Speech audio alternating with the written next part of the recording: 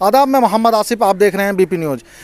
जिला पंचायत के चुनाव नज़दीक और काफ़ी सारे प्रत्याशी मैदान में हैं और अपना दमखम दिखा रहे हैं और जनता से जनसंपर्क कर उनसे समर्थन मांग रहे हैं। काफ़ी सारे प्रत्याशी दावेदारी कर रहे हैं कि मैं इस चुनाव में आगे चल रहा हूं या मैं इस चुनाव में आगे चल रहा हूं। आखिर देखने वाली बात ये, जनता किसे चुनाव में आगे करना चाहती है। हम ढकिया चमन गाँव में पहुँचे और काफ़ी सारी जनता की राय लेंगे, जानेंगे किस प्रत्याशी को समर्थन कर रहे हैं और किसे वार्ड नंबर 23 से जिला पंचायत के चुनाव में जिला पंचायत का चुनाव जिताने की कोशिश कर रहे हैं। जनता कितने % समर्थन कर रही है। और हमारे साथ मौजूद हैं जिला पंचायत वार्ड 23 के प्रत्याशी रियाज अहमद साहब। उनसे भी हम बात करेंगे, जानेंगे कि जनता के बीच में वो गए हैं और काफ़ी सारी समस्याएं जानी होंगी।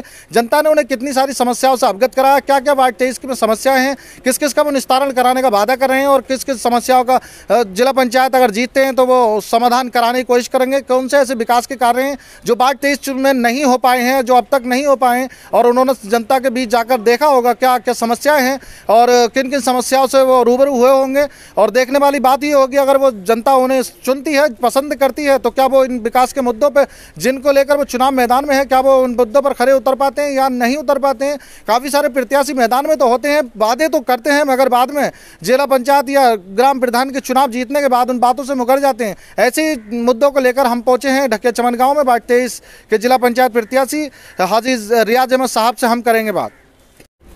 क्या नाम है? रियाज अहमद। आप किस वार्ड से चुनाव लड़ रहे हैं?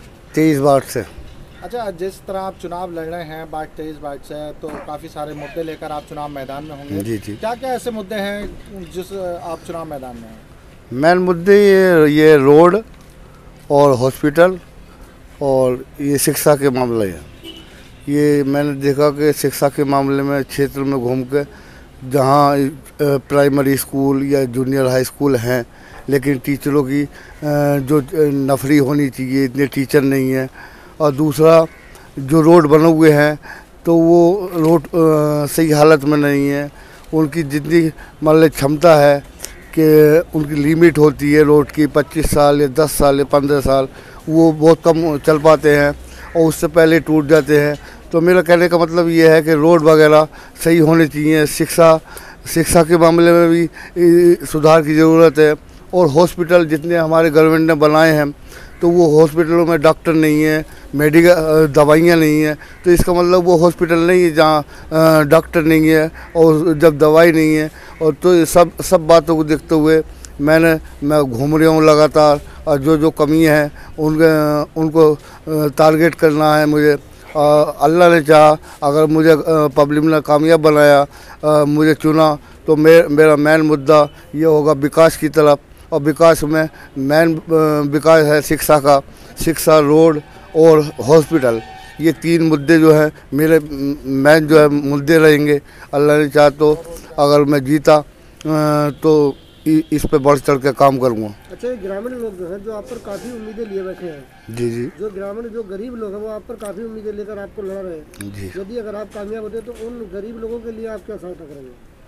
गरीब लोगों के लिए यह है कि जो गवर्नमेंट से ये पैसा आता है इनके लिए, जैसे गरीबों के लिए या उनकी शिक्षा के लिए, सब बात के लिए, तो उसको मैं एक सिर्फ मीडिएटर का काम करूँगा और डायरेक्ट पैसा उनके पास पहुँचाऊँगा। मैंने देखा है बीच में कि जो रोडों के लिए या किसी चीज़ के लिए गवर्नमेंट हमारी पैसा देती है, हमारी गवर्नमेंट बहुत पैसा दे रही है गरीबों के लिए, लेकिन उसमें वो पूरा पैसा इन तक नहीं पहुंच पाता। इसलिए इनकी दशा जो है जूं की तू बनी हुई है। और मेरा मेन प्रयास ये होगा कि मैं ज़्यादा से ज़्यादा कोशिश करके जो जितना भी पैसा इनको आता है गवर्नमेंट से, हमारे जो गवर्नमेंट है, राज्य सरकार हैं, सेंट्रल सरकार है और हमारे डीएम महोदय हैं, जितना भी इनको भेजते हैं वो पूरे का पूरा इन पे मिलना चाहिए और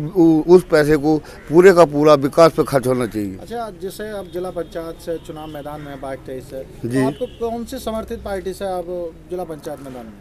ना, मैं आज़ाद हूँ, मैं किसी पार्टी का समर्थन नहीं। क्या वजह है जो आप आज़ाद लड़ना चाह रहे हैं? कोई ख़ास वजह? उसकी वजह यह है कि जो यहाँ का वोट बैंक है, कोई समाजवादी को वोट बैंक है, कोई बहुजन का वोट बैंक है और कोई इसका भारतीय जनता पार्टी का वोट बैंक है।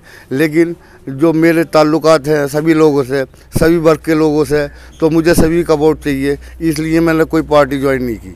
अच्छा, आप जैसे जनसंपर्क में घूम रहे हैं, जनता की राय जान रहे हैं, तो काफ़ी सारे लोग आपसे मिले होंगे, जी उन्होंने अपनी समस्याएं रखी होंगी, तो क्या क्या समस्याएं रखी? काफ़ी सारे आप बाढ़ में गाँव आ रहे हैं, क्या समस्याएं रखी कुछ?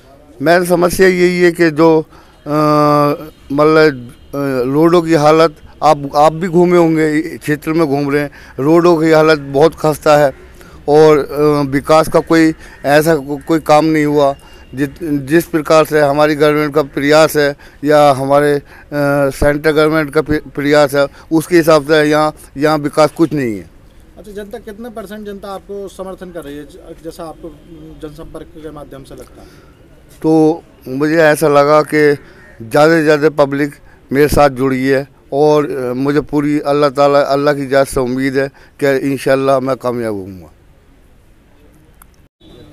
क्या नाम है आपका? रियाज अहमद। कहाँ के रहने वाले? मैं यहाँ का ही रहने वाला हूँ, ढकिया का ही।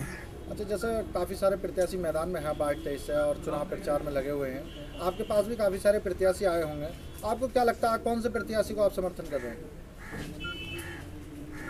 हम तो उसी प्रत्याशी को समर्थन करेंगे जो विकास करेगा, जो जनता के हित में काम करेगा, जो जनता का चहीता होगा, जो जनता के दुख दर्द को बांटेगा, जो जनता के साथ रूबरू लेके चलेगा, हम उसी को समर्थन करेंगे।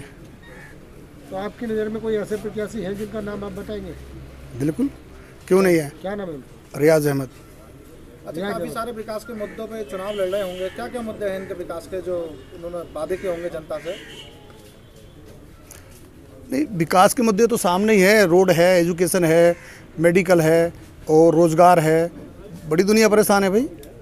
जैसे प्रत्याशी मैदान में आते हैं, जनता से बातें करते हैं, मगर फिर चुनाव जीतने के बाद काफ़ी सारे प्रत्याशी ऐसे होते हैं जीतने के बाद उन बातों का खरा नहीं उतर पाते, नहीं करा पाते विकास।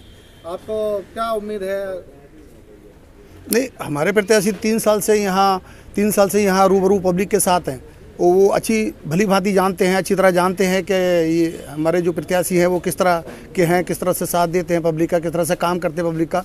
पहले तो जिला पंचायत भी नहीं थे, प्रधान भी नहीं थे, मगर उन पब्लिक के साथ रहे हैं। 3 साल से हम देख रहे हैं कि किस तरह से पब्लिक का रूबरू रह के काम कर रहे हैं, किस तरह से उन लोगों के साथ जुड़े हुए हैं, किस तरह से बिहेव कर रहे हैं, हर दुख में, हर दर्द में, हर तकलीफ में उनके साथ हैं। 24 घंटे हर टाइम उठ के उनके साथ चल देते हैं, कोई भी काम होता है तो बेशक ऐसे आदमी को ही हमें ज़रूरत है। आप क्या कहना चाहेंगे इनके बारे में? क्या कहना? तो हम तो यही कहना चाहेंगे कि ऐसे प्रत्याशी को वोट दो जो तुम्हारा साथ दे, जो तुम्हारे काम आए, जो तुम्हारे दुख दर्द को बांटे, जो तुम्हारी तकलीफ को बांटे, जो तुम्हारे हर टाइम रूबरू कदम से कदम मिला के चले। हम तो यही कहना चाहेंगे। नाम है आपका? डॉक्टर सैदुल खान। कहाँ के रहने वाले? डिडोली से रहने वाले। जैसे इस वक्त जिला पंचायत के चुनाव चल रहे हैं और काफ़ी सारे प्रत्याशी इस वक्त मैदान में भी हैं और चुनाव की तैयारियों में लगे हुए हैं, लगातार जनसंपर्क बनाए हुए हैं, जनता के नज़दीक जाकर उनसे बात कर रहे हैं कि जनता उन्हें समर्थन करे, तो आप किसे समर्थन कर रहे हैं? हाजिर रियाज अहमद। अच्छा, हाजिर रियाज अहमद साहब के अलावा काफ़ी सारे और भी प्रत्याशी हैं, तो आखिर ऐसा क्या मन बनाया आपने जो हाजिर रियाज अहमद साहब को वोट देना चाह रहे हैं? देखिए, अब जो है ना पब्लिक जो है थोड़ी समझदार हो रही है, अब वो पढ़े लिखे नेता को चुनना चाहती है, ठीक है। तो इस बार जो है हम भी सोच रहे हैं कि पढ़े लिखे नेता को चुने और इनका जो बैकग्राउंड है, जो इनकी छवि है, वो हर जगह पे बहुत अच्छी है, लोगों से ज़्यादा सुनने में आ रहा है, तो उसके अकॉर्डिंगली हमने सोचा है कि इस बार हम हाजिर रियाज अहमद को सपोर्ट। अच्छा, अगर हाजिर रियाज अहमद साहब कामयाब होते हैं और जनता इन्हें चुनकर जिला पंचायत में भेजती है, तो आपको क्या उम्मीदें रहेंगी इनसे विकास की? देखिए, मेन तो उम्मीद है सड़क की उम्मीद रहती है। जो रोड हमारे इंफ्रास्ट्रक्चर बहुत ज़्यादा ख़राब है हमारे गाँव का स्पेशली, और गंदगी का बहुत ज़्यादा गंदगी रहती है, ड्रेनेज सिस्टम अच्छा नहीं है, तो हमें ये उम्मीद है कि जो ड्रेनेज सिस्टम है वो भी कम होगा, जिससे कि जो हमारी बीमारियाँ हैं, जो डैम से रिलेटेड बीमारियाँ होती हैं, डैमेज की वजह से वो खत्म हो जाएंगी। अच्छा, आप जनता को क्या संदेश देना चाहेंगे एक वोटर के रूप में? मैं ये संदेश देना चाहूँगा कि इस बार जो है आप अपने किसी एक एजुकेटेड बंदे को चुनो, जिससे कि जो तुम्हें आगे जाके और एजुकेट ही कर पाएगा और एक नया रास्ता दिखा पाएगा, जिससे कि तुम्हें सही रास्ते पे लेके जाए। मशकूर अहमद। कहाँ के रहने वाले? ढकिया। जैसे इस टाइम 22-23 से काफ़ी सारे प्रत्याशी हैं चुनाव मैदान में, जी, आप किसे समर्थन कर रहे हो? हाजिर रियाज अहमद। अच्छा, हाजिर रियाज अहमद के अलावा काफ़ी सारे और भी प्रत्याशी हैं, तो हाजिर रियाज अहमद में ऐसी क्या खास बात नज़र आई आपको? मतलब साफ़ सुथरी छवि, ईमानदार छवि और समाज सेवी, जनता के हितों को ध्यान में रखने वाले हैं। अच्छा, काफ़ी सारे विकास के मुद्दों पे चुनाव लड़ रहे होंगे, क्या क्या विकास की बातें मुद्दे पे लेकर चुनाव मैदान में हैं? चिकित्सा है, स्वास्थ्य है, सड़क है। आपको इनसे उम्मीद है कि अगर ये जिला पंचायत में कामयाब होते हैं और आप सब जनता मिलकर कामयाब करती है तो क्या ये विकास के मुद्दों पर अपना पूर्ण रूप से काम कराएंगे? वो तो कराएंगे, उसके अलावा भी ये जनसेवा में हर बार लगे रहते हैं, समाज सेवा में। वो तो सरकारी है, वो तो करेंगे ही। प्राइवेट तौर पर भी काफ़ी करते हैं जनता के लिए।